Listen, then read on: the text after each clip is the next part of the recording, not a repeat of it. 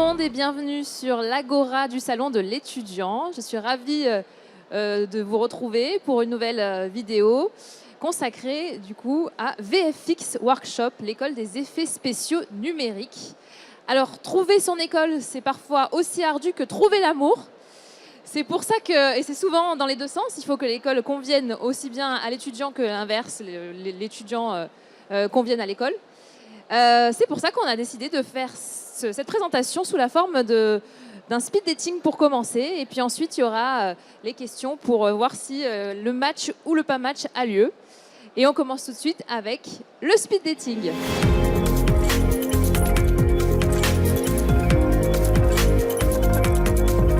Le speed dating, donc c'est vous, Renaud Jungmann, directeur et fondateur de l'école. Bonjour. Bonjour. Qui allez prendre la minute, 1 minute 30 maximum, pour essayer de convaincre. Alors il faut se lancer. Donc voilà, Renaud Jungmann, VFX Workshop, l'école des effets spéciaux numériques, une école qu'on a créée en 2017 pour prendre le contre-pied par rapport à une approche de la 3D avec une approche art appliquée, pour proposer quelque chose qui est une approche qui soit beaucoup plus technique, qui permet à des étudiants tout de suite après le bac de pouvoir se lancer dans les métiers de l'infographie 3D. Donc dès la première année, on travaille sur les outils, un très très grand nombre d'outils. C'est bon pour la présentation ? Pour moi, ça va. Merci beaucoup. On va enchaîner avec match ou pas match.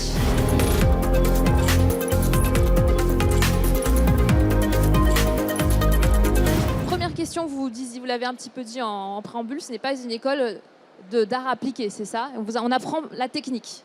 C'est ça, par rapport à une école d'art appliqué traditionnelle, comme on l'enseigne depuis 30 ans maintenant, on va dire. On a décidé, sur l'impulsion des studios, de vraiment se concentrer sur les cœurs de métier, c'est-à-dire l'infographie, tous les outils 3D. Donc, je vais vous faire un petit peu peur dès le démarrage. Donc, pour une rencontre amoureuse, c'est un peu délicat. Mais l'idée, c'est que dès la première année, on va travailler avec un très grand nombre d'outils. Donc, les étudiants vont manipuler une dizaine d'outils déjà. La problématique n'étant pas aujourd'hui d'apprendre les outils, mais d'apprendre comment est-ce qu'on les relie entre eux, tout ce qu'on va appeler le pipeline. Ça, c'est quoi ce truc qui fait peur là ? Waouh, ça c'est un super graphique. Donc effectivement, on va avoir dessus différents outils qui vont avoir différentes fonctions pour créer des modèles 3D, pour pouvoir les texturer, pour pouvoir les éclairer, les animer. Et puis surtout parce qu'on fait des effets spéciaux pour pouvoir les mélanger avec de l'image réelle, ce qui est une spécialité qui est importante. Pourquoi est-ce qu'on a décidé d'approcher ça comme ça ? Tout simplement parce qu'il y a un essor aujourd'hui des effets spéciaux. Il y a une vraie demande des studios à trouver des gens bien formés pour fabriquer des images de synthèse très réalistes. Et donc, la problématique étant d'apprendre à modéliser les choses au modèle, que ce soit vraiment précis et respecté. Et après, avec toute la complexité de ce que l'on a à gérer au niveau de la lumière, des simulations, de ce qu'on va appeler les effets de particules, les fluides, les poils, les vêtements, toutes ces choses-là sont assez complexes. Et après, dès la deuxième année, ça se complexifie parce qu'on va rajouter de nouveau une quantité d'outils incroyables et puis des technologies comme la motion capture ou tout ce qui est la photogrammétrie qui va nous permettre de réaliser vulgairement ce qu'on va appeler un scan 3D. Ça peut être d'un objet ou d'une personne pour réaliser sa doublure numérique. Donc si j'ai bien compris, c'est en 2 ans ? En 2 ans, on devient un expert ? Alors, pas 2 ans, 3 ans après le bac. Alors, on ne va pas appeler ça un bachelor parce que ça n'existe pas en France. Le terme bachelor, c'est un terme emprunté. Un bac plus 3, on valide un bac plus 3. Exactement, avec une certification RNCP qui est en cours. Et donc, l'idée, c'est de former en 3 ans des techniciens pour fabriquer de l'infographie 3D, plus spécifiquement pour les effets spéciaux. Alors, on va parler de après dans un second temps, mais on continue sur pendant et avant surtout. Comment on fait pour rentrer dans cette école ? Il suffit d'avoir le bac ? Alors, le bac, c'est la base, donc un bac de tout type. Ça peut être, donc là, vraiment, faites-vous plaisir en termes d'orientation par rapport au bac, parce que c'est une question qui revient souvent. Quelles options choisir ? Est-ce que, je viens d'un bac littéraire, est-ce que je peux apprendre l'infographie 3D ? Oui. Donc, vraiment, au niveau du bac aujourd'hui, profitez des choix, des options, de ce qui sont proposés par les établissements pour faire un bac qui vous convienne. La vraie question à laquelle il faut répondre aujourd'hui, c'est non pas qu'est-ce que vous voulez faire plus tard, mais qu'est-ce que vous voulez apprendre maintenant. Voilà, donc c'est avec cette idée-là qu'on a monté l'école et qu'on accueille les étudiants, tous les candidats, sur un rendez-vous individuel. Donc c'est un rendez-vous qui est assez long. Il y a des candidats qui peuvent avoir déjà fait un peu d'infographie par ailleurs parce qu'ils ont regardé des tutos sur YouTube, ils ont vu des youtubeurs assez célèbres aujourd'hui créer de la 3D, des effets spéciaux, vulgariser les choses. Donc ils ont essayé de leur côté, ils ont installé des logiciels, souvent Blender, parfois d'autres logiciels commerciaux. Et ils viennent nous montrer déjà des choses qu'ils ont faites. D'autres ont fait de la photo, d'autres ont fait un peu de dessin, d'autres ont fait des photomontages, d'autres ont fait un peu de trucage sur After Effects. Enfin, donc il faut arriver avec quelque chose, une création, oui, une fibre créative. Je pense que le premier indice qui va nous intéresser sur l'orientation, ça va être effectivement cette appétence pour utiliser les outils infographiques, puisque nous, dès la première année, 90% de nos cours, c'est face à un ordinateur avec des logiciels. Donc il faut avoir vraiment un goût de ça, et c'est un goût qui se détecte très tôt. Et je reçois des candidats où parfois, dès l'adolescence, ils sont encore au collège, ils ont récupéré un ordinateur du papa ou de la maman, et puis ils ont installé le logiciel dessus, ils ont essayé. Donc c'est cette nouvelle génération aujourd'hui qui a compris qu'avec ces outils, on peut faire des choses qui sont très sophistiquées, qui viennent nous voir. Après, on peut avoir aussi des personnes qui n'y ont jamais touché. Donc, voilà, ça c'est important. Il n'y a pas besoin de prérequis pour rentrer dans ces métiers-là. C'est une formation qui est technique. Donc, nous, on va travailler sur de la méthodologie, sur une pratique qui est encadrée par les profs. Les profs vont bien sûr expliquer des choses. Et puis, au travers des exercices, au travers des projets, on va accompagner les étudiants dans l'acquisition des compétences qu'ils vont avoir besoin. Voilà. Et dernier type de profil que l'on peut accueillir sont des personnes qui ont déjà commencé un parcours. Ça peut être certains qui sont rentrés dans une école d'art appliqué, qui ont été un petit peu déçus parce qu'ils n'ont pas approché l'infographie assez tôt, ou d'autres, au contraire, qui veulent aller plus loin parce que leur école n'est pas assez technique pour eux. Et en marge de ça, on peut aussi avoir des profils qui ont fait, par exemple, une formation en fac de 3 ans dans tout type de domaine et qui viennent tout d'un coup revenir chez nous sur une formation courte pour apprendre un métier de production. Très bien. Donc, vous en prenez combien pour la promo, par exemple, la prochaine? Alors, pour la prochaine promo, là, on a jusqu'à 30 places pour accueillir des étudiants. Maintenant, on va dire, par classe, on a à peu près 25-27 étudiants. Voilà. Donc, c'est une moyenne qu'on a. On ne va pas plus loin. On est une petite école avec une seule filière, 3 niveaux. Donc, voilà, ça fait 75 élèves, 75-80 élèves en moyenne, quoi. Donc, voilà, il y a vraiment un tout petit staff d'étudiants qui est présent. Et pour les accompagner, on a 20 profs. Ça fait à peu près... Il y a plus de profs que d'élèves dans votre école. Oui, presque. Ça fait un prof pour 4 élèves. Je pense que c'est un accompagnement qu'il y a peu je ne connais pas d'école qui puisse offrir un tel accompagnement. La pédagogie, elle est, j'imagine, basée sur la pratique essentiellement. Il n'y a pas de cours magistraux, de cours trop théoriques? Alors ça change énormément par rapport au lycée, effectivement, ou par rapport à une fac. Ça s'appelle VFX Workshop, donc c'est un travail d'atelier. Donc on a des cours avec un emploi du temps qui est régulier, qui se déroule toute l'année, donc ce qui permet d'avoir un suivi par rapport à d'autres formations qui font simplement venir un intervenant pendant quelques jours ou éventuellement quelques semaines sur une matière. Là, l'idée, c'est que les étudiants puissent apprendre, accompagnés par les enseignants, qui sont tous des professionnels par ailleurs. Et quand un étudiant, tout d'un coup, n'apprend pas tout de suite dès le départ, il va pouvoir récupérer les choses. Donc oui, il y a une ambiance d'atelier. Il y a malgré tout une ambiance de cours parce que les cours commencent tous par un peu de face-à-face où le professeur explique ce sur quoi on va travailler, qui explique les problématiques et ensuite explique les outils qu'on va utiliser et comment on les met en œuvre. Et ensuite, il y a le moment où les étudiants vont essayer de réaliser la chose avec le prof. Donc on est plutôt autour de TP ou de TD et pour ensuite aller vers des petits projets où en fin de première année, en fin de deuxième année et après tout, majoritairement en troisième année, les étudiants vont travailler sur des projets qu'ils vont construire avec les enseignants. Ça peut être quoi comme type de projet? Alors on n'est pas sur des films, parce qu'on nous compare souvent aussi à ce qu'on connaît. Donc on est sur ce qu'on appelle des case studies. Alors un case study, c'est quoi? C'est... voilà, vous avez vu une publicité, je cite un de nos exemples, où les étudiants sont venus nous voir, ils avaient vu une publicité pour un fournisseur d'énergie italien qui mettait en scène un ours sur la banquise, voilà, et avec l'ourson qui allait tomber dans l'eau pour aller découvrir un monde fantastique. Il y a des étudiants qui ont choisi de refaire cette séquence-là, donc de recréer l'environnement de la banquise de manière complètement digitale avec des algorithmes procéduraux, de recréer l'ours avec sa simulation de poids poils et tout, avec la problématique des poils secs, des poils mouillés, des poils sous l'eau, le vent dans les poils, enfin voilà. Et puis bien sûr animer l'ours, la simulation des fluides.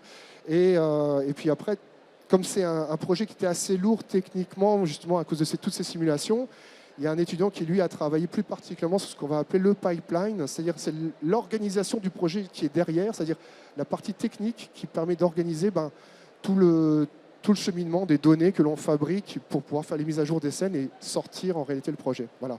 Donc c'est des case studies, c'est vraiment des cas d'études que les étudiants choisissent d'aborder pour dire, voilà, j'ai des compétences, je vais montrer que je suis capable de faire ça. Donc de vraiment se confronter à des travaux réalistes.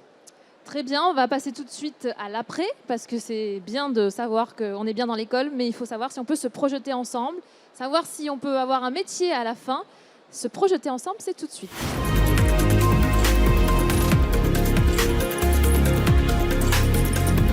Et donc, ma première question, c'est qu'est-ce qu'on peut faire au bout des 3 ans? Est-ce qu'on est opérationnel pour travailler dans une entreprise, gagner sa vie, avoir un métier? Oui, on est opérationnel. Les étudiants rentrent très très vite dans l'emploi. Aujourd'hui, on est une école, on est dans notre 6e année. On a donc 3 promos qui sont sortis. Et si on regarde aujourd'hui le placement, on est à près de 90% de nos étudiants placés. Et c'est un chiffre qui a un petit peu baissé à cause de notre promo qui vient de sortir, parce qu'en fait, il nous reste 3-4 étudiants qui n'ont pas encore trouvé leur job. Donc en fait, là on est juillet, août, septembre, octobre, on n'est pas tout à fait au bout du 4e mois. Voilà, il nous reste encore 3-4 étudiants qui doivent trouver leur premier job, ça va arriver. Donc voilà, on est plutôt autour des, on va dire, 95% de taux de placement après la formation. Ils font un stage et c'est à l'issue de ce stage en général qu'ils sont embauchés? Le stage aide, c'est-à-dire que le stage fait partie intégrante du cursus, mais surtout comme une manière de pouvoir rentrer dans le milieu de l'emploi. Il faut comprendre plusieurs choses. Quand on est étudiant, d'abord, on n'est pas complètement aguerri à la profession, donc on peut avoir des inquiétudes. Donc le stage permet de se dire, voilà, je vais mettre un premier pied dans le milieu de l'emploi, mais comme je suis stagiaire, voilà, la personne sait qu'elle va devoir faire attention à moi, que voilà, je vais peut-être faire des erreurs. Et pour l'entreprise, c'est important aussi parce que une entreprise a une manière de faire les choses. Et donc, il faut pouvoir malgré tout donner un temps à une nouvelle personne qui va rejoindre l'équipe d'apprendre cette manière de faire. Et donc, forcément, l'entreprise, elle a un rôle de transmission de compétences qui se fait à ce moment-là. Donc, le meilleur moment, c'est à la fin du parcours. On a par contre des étudiants qui font aussi le stage en cours de 2e année ou entre la 2e et la 3e année. Et voilà. Mais pour nous, le stage est important parce que c'est une manière de pouvoir rentrer dans le milieu professionnel. Durée du stage entre 1, 2, 3 mois. Voilà. Moi, j'essaie voilà, 1 mois minimum. 3 mois, je préfère le caper parce que je pense que quand quelqu'un est opérationnel au bout de 3 mois, il mérite de travailler. Ils sont où actuellement les diplômés qui ont trouvé?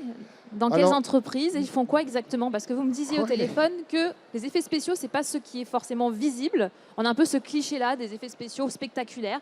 Il y a des effets spéciaux partout aujourd'hui. Ils sont pour la plupart invisibles. Oui, c'est vrai. C'est vrai que les effets spéciaux, on imagine, on a toujours tout de suite en tête les Marvel avec des grands shows visuels, voilà, où effectivement, quand on voit ce qui se passe à l'écran, on se dit c'est fait par ordinateur, il n'y a pas moyen de faire autrement. Oui, c'est vrai. Donc, on a des étudiants qui vont travailler dans le domaine du cinéma et de la post-production pour travailler sur ce genre de show-là. Après, on a aussi beaucoup d'étudiants qui, sortant de l'école, vont travailler dans d'autres domaines comme la publicité, comme la série télévisée, donc que ce soit des séries quotidiennes ou des séries premium que l'on trouve sur des chaînes de vidéo à la demande. Et donc, ils vont travailler sur des effets qui sont plus ou moins visibles, plus ou moins spectaculaires. Et il y a beaucoup de séries de genre, par exemple, où les effets spéciaux sont des effets de climat, d'environnement, etc., où on ne met pas en avant le thème de la série autour des effets spéciaux, mais plutôt autour, je sais pas, d'une intrigue policière ou quelque chose comme ça. Et donc, il faut absolument tout maîtriser dans ce cadre-là. Alors après, qu'est-ce que vous avez déjà pu voir? Vous avez pu voir des films comme Au-delà du périphérique, vous pouvez voir des quotidiennes qui passent à la télévision comme Un si grand soleil, vous pouvez voir...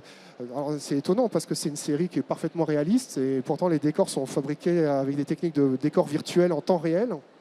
Qu'est-ce que vous avez pu voir? Je vais faire un peu de publicité. Une pub pour une assurance qui s'appelle Les Furets. Voilà, les derniers Furets ont été, on va dire... fait par Donc les par petits deux anciens. Furets, c'est un de vos étudiants ou plusieurs de vos étudiants? Alors, il a participé à la création des poils, ce qu'on appelle le grooming de ces animaux-là. Après, derrière, fabriquer ce genre de marionnette 3D, si je peux dire. Ça demande un travail collectif, donc il y a des personnes qui modélisent, d'autres qui font l'animation. Lui, en l'occurrence, il a fait tout l'aspect rendu des poils pour que ce soit justement super réaliste et que ça colle aux besoins. Et là, vous allez voir une publicité pour une boisson tonique qui s'appelle Schweppes, voilà, avec une super publicité qui est en train de passer. Il y a des animaux en ce moment. général dans les publicités. Alors là, en l'occurrence, oui, il y a des animaux. D'ailleurs, il s'est occupé du texturing d'un des animaux, un oiseau qui vole en l'occurrence, et puis il y a un sous-marin de manière anecdotique qui a été complètement fait en 3D. Voilà, et donc ce sont plus des effets spéciaux invisibles, puisqu'évidemment, vous verrez, la publicité, elle met plutôt en scène une espèce de comédie musicale avec une chorégraphie de plein de gens dans le sous-marin, parce que tout le monde est super content de boire cette boisson. Et en réalité, les effets spéciaux sont au service de la narration. Très bien, merci beaucoup. Eh ben, je pense qu'on va conclure avec les 3 raisons de vous rejoindre. Ça s'appelle le coup de cœur.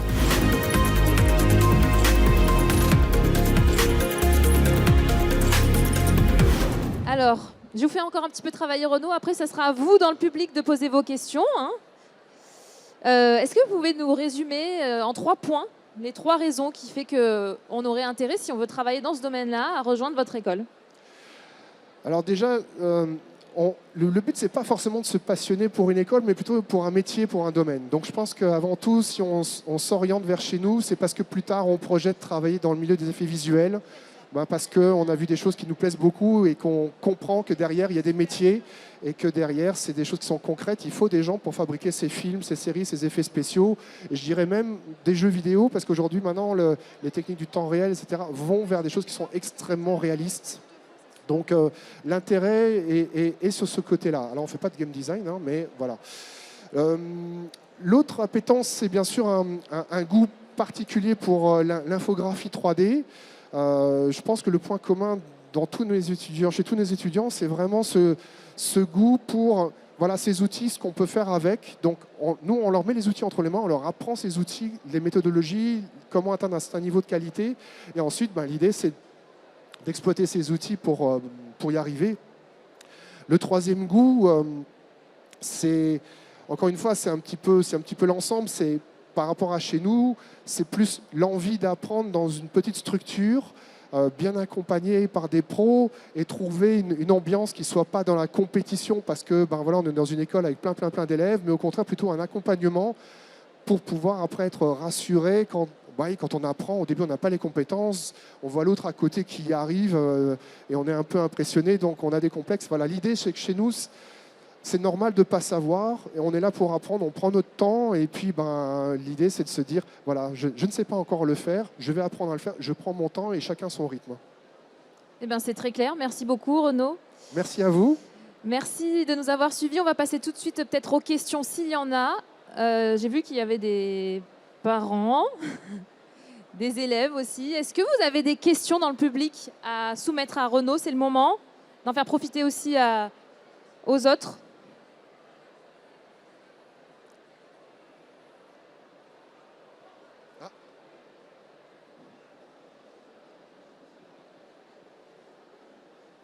Ma fille est en seconde et on se pose comme question, qu'est-ce qu'il faut prendre en spécialité au lycée pour intégrer ce type d'école?